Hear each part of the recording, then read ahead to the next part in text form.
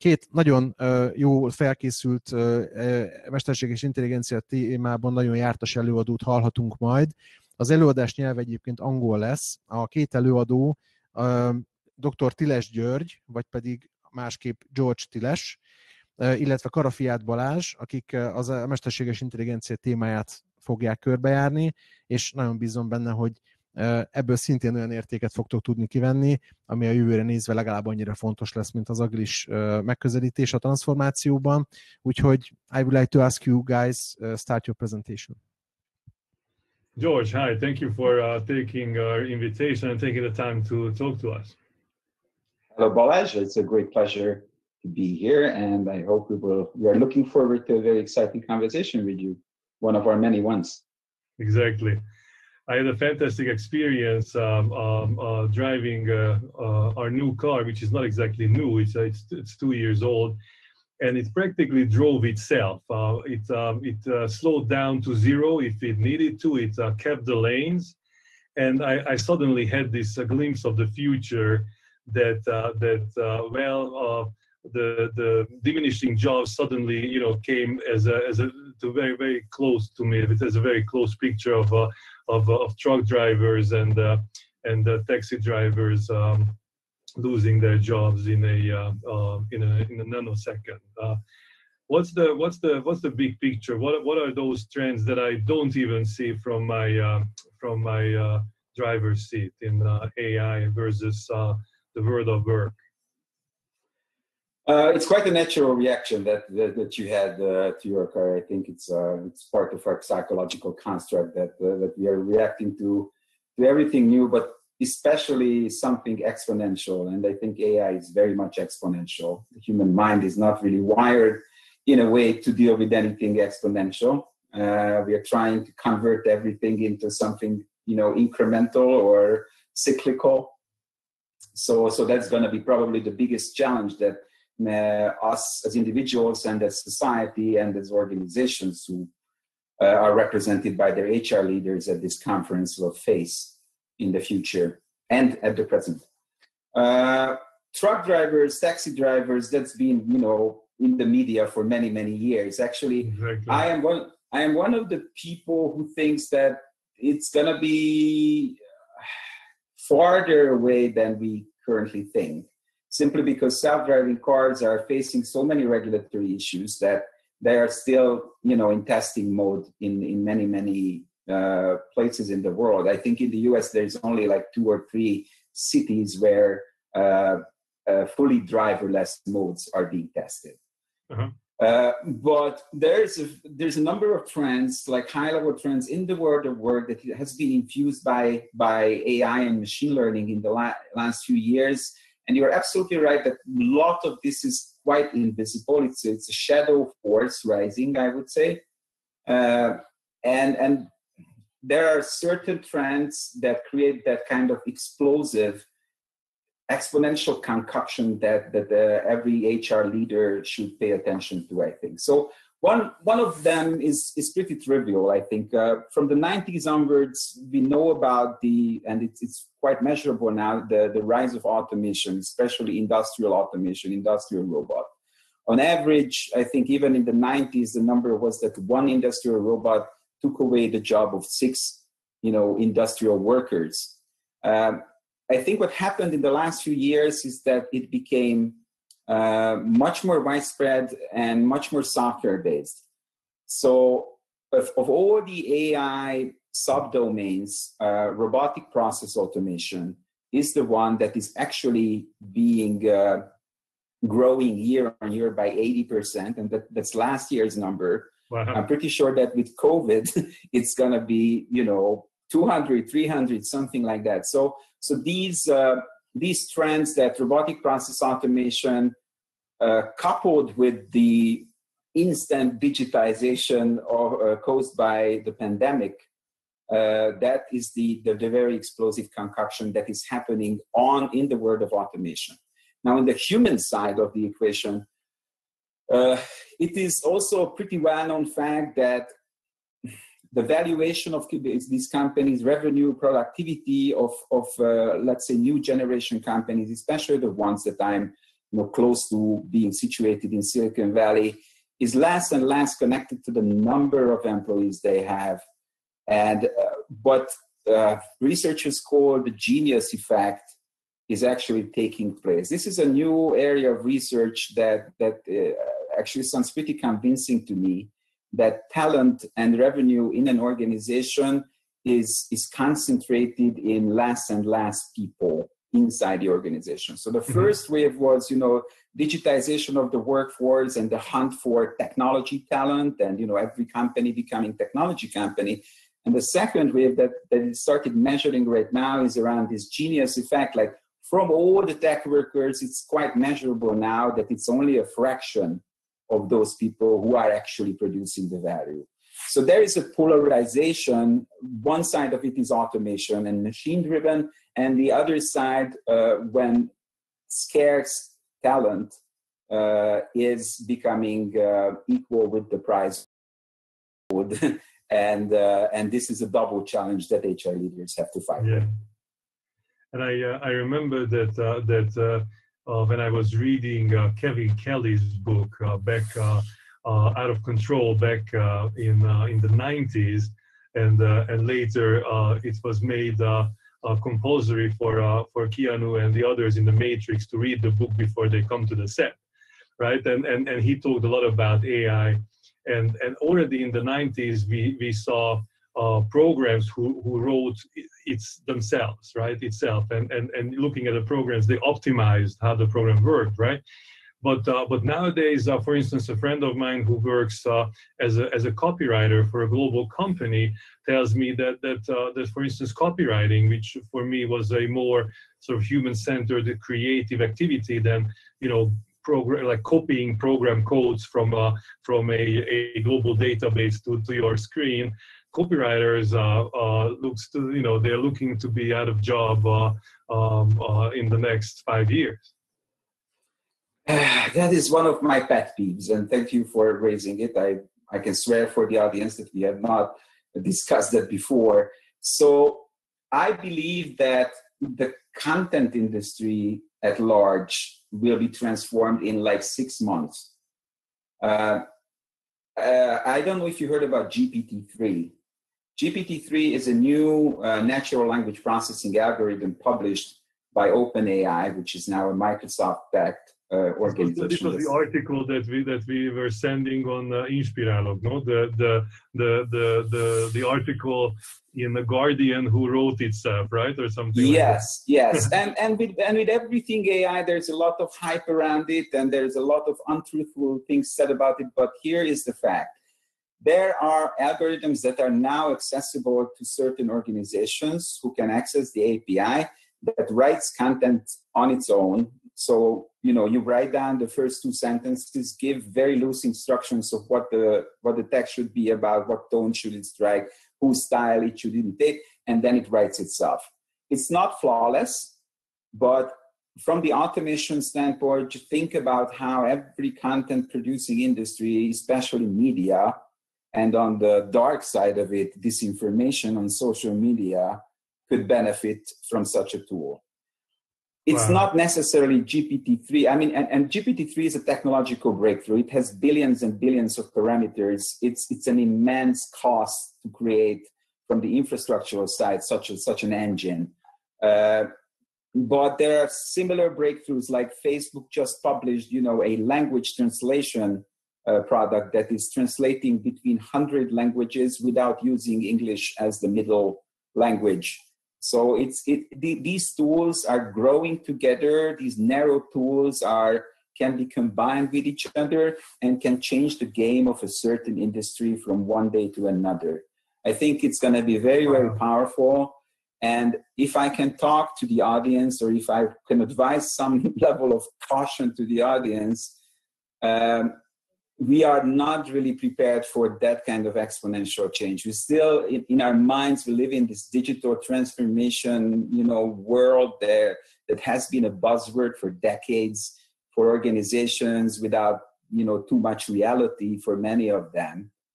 And now suddenly, because of COVID, automation became, a centerpiece of organizational strategy. AI solutions started gaining ground. And yes, in the world, there will be people who have lost their jobs during the pandemic, and they may find themselves, hopefully by the end of the pandemic, that somebody, a robotic process automation solution has replaced them. So my biggest fear is actually not for taxi. You're talking like months and not years, right?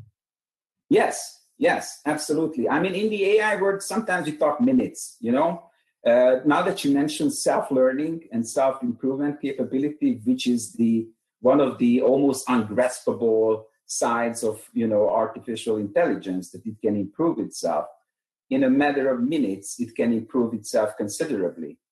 A new algorithm can be trained by hours, in hours actually. Like the example I like the most is in the world of medicine. When the narrative is all about truck drivers losing their jobs, we rarely talk about sophisticated white-collar jobs like medicine. In the field of radiology, an algorithm has been trained, I think it was on Stanford. It was trained on 60,000 files or records.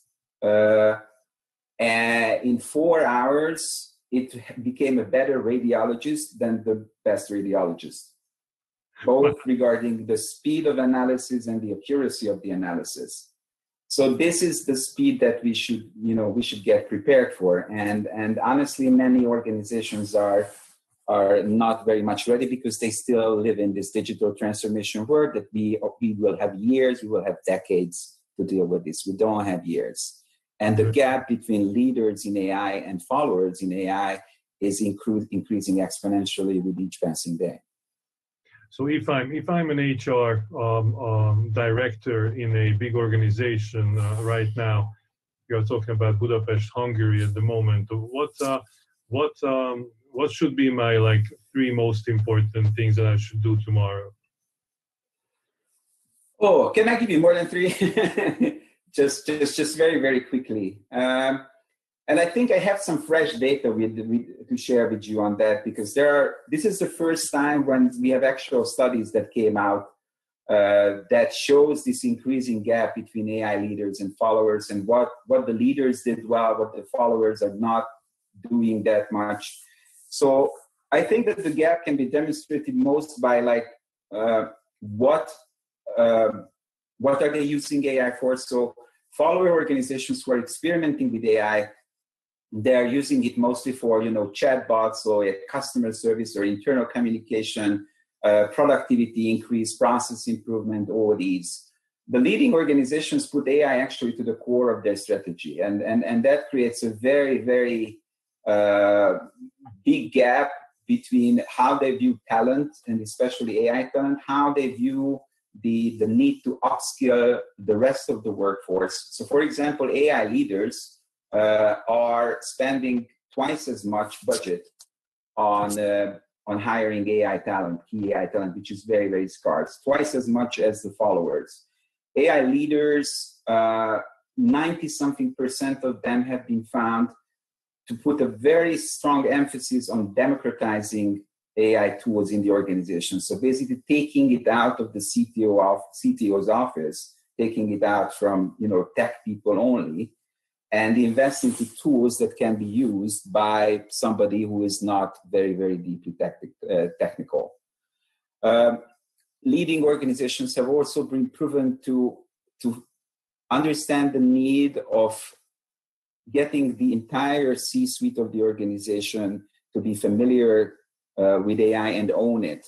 I think it's a pretty typical tactical mistake, and I'm sorry to be very anecdotal or semi-humorous, but with following organizations, the usual way AI gets into the organization is that the CEO goes to a conference, sees that the competitors are doing it, or hears that the competitors are doing it, goes home, says, we will be doing AI, and it lands on the CTO's office or CTO's desk without anyone else of the C-suite really taking ownership or understanding of what it is good for and what it is not good for.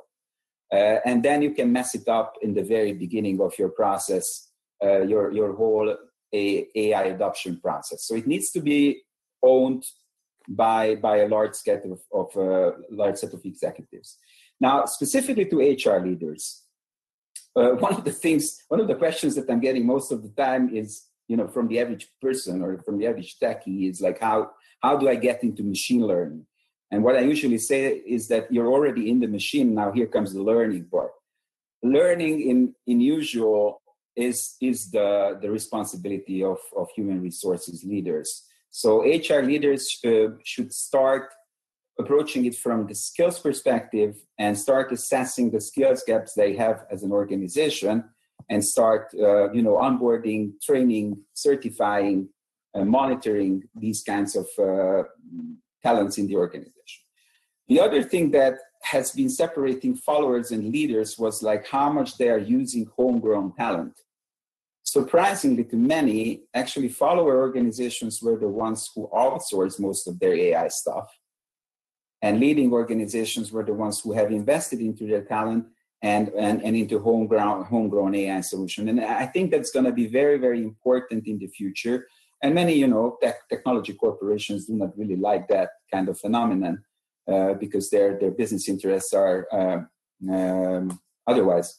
But I think that understanding what it is good for, preparing the workforce to understand the implications of that, like your unconscious fear when you're driving your, see myself driving car, the question, am I replaceable, will be top of mind for your average employee going forward. And as the one who takes care of humans in the organization, you have to mitigate that. You have to have a strategy. You have to make them understand that this is not an inevitable, shadowy force rising, but we as an organization who takes care of its people have an exact plan on, how to hire AI talent, how to upskill the talent for an AI world across the organization, and what are the new job roles that are being created. Actually, this is one of my pet peeves, and sorry for the long monologue, but I've been writing a book about AI that has just been published a few months ago here in the US. And during the process of writing, like 3 years of writing, in most situations where I went to international conferences on the subject, and the word of work, future of work came up as the #1 topic, basically, when it comes to AI. The answer was mostly, we have to believe that AI will create more jobs than it takes away. And when you ask about proof, then nobody gives you the proof or any kind of believable data. So I think that now we are at the point of having more and more understanding on the impact of AI and the ethical considerations that have not been very dominating in the first few years or the last few years. That this creates a situation when we start consciously thinking about the new kinds of jobs that AI creates from the basic user level, so let's say AI literacy type of level, to the top level AI talent who actually can build new kinds of AI solutions and have, astronomical salaries. But there is a lot of grades between them, like people who are AI troubleshooters, AI technicians, people who empathize with AI. I think a problem that we are very much underscoring these days is like how AI systems can be tricked, and how we are already with, in the way digital marketing works these days, like how we are getting wired into tricking Facebook for gain, tricking LinkedIn for gain. I think AI will very much exacerbate that. How will we trick, for example, hiring algorithms, dear HR leader, which is also like one of the top 3 application areas. So George, why should we read your book? Because we have 2 minutes on the clock. So my question is, tell us why should we read your book? My book was written to take back our AI future. It means that it's not a traditional business book. It is meant to talk to digital citizens and digital leaders in a very, very panoramic style, showing through many examples in the world that I gained through my experience working as a consultant with governments and corporations and startups and think tanks.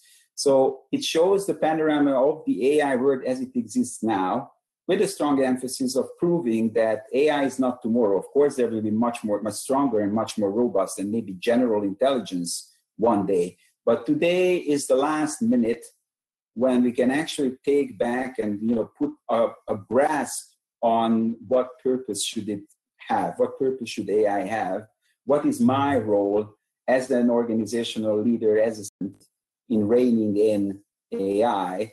What are the dangers? What are the challenges? What are the benefits? Because I think it's a double-sided sword, and you can only understand it through examples of the world and the private opinions of stakeholders all across the spectrum universe of like, what do they see in it? What directions do they want to take with it? And what is our right as citizens and leaders to take it back? Amazing. When is the Hungarian edition coming out? The Hungarian edition will be out end of March next year, but it can be pre-ordered starting November. Amazing. Thank you so much for being with us. And well, let's take that future back together then.